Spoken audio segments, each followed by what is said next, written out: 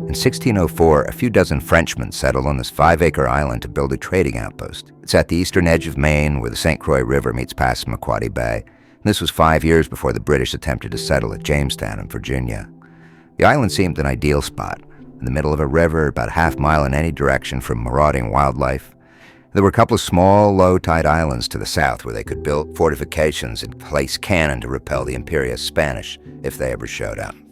Come fall, the fleet returned to France, leaving 79 Frenchmen behind to build an empire. Winter came on, and it came on hard. It snowed in October, the river froze by December, and 3 feet of snow covered the island in January.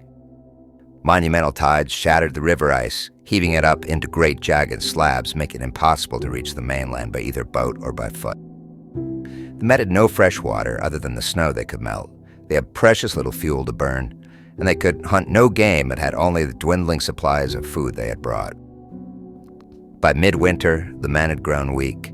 Their teeth began to fall out. They were dying of scurvy, but nobody knew that then. By the time spring arrived and the fleet returned, more than half the settlement had died. Only 11 were in good health. The survivors packed up and departed as soon as they could, resettling across the bay in Nova Scotia. I kayaked out to the island over the summer. It's now mostly an unvisited international historic site. There's a fine beach at low tide on the south side.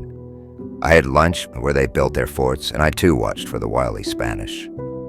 The only evidence of habitation on the island is what archaeologists have pulled from the soil. And that includes a skull with its crown neatly sawed off. The survivors were trying to figure out what was killing everyone. Fun fact, this was the first known autopsy in North America. There's not much on the island today other than a small monument, an empty flagpole, and lots of bald eagles and osprey. And ghosts. I was haunted by one. Well, it was a notion, really. What if the boats headed back to France had shipwrecked, which was pretty common at the time? No one would have known where they were. I wonder if they thought about that as they watched the boats grow smaller and then vanish into the fog. Spring would have come, but no ships. Then the brief summer. Then winter would return, with its snow and ice and endless emptiness. On the upside, the beach was really nice, and I liked seeing the bald eagles.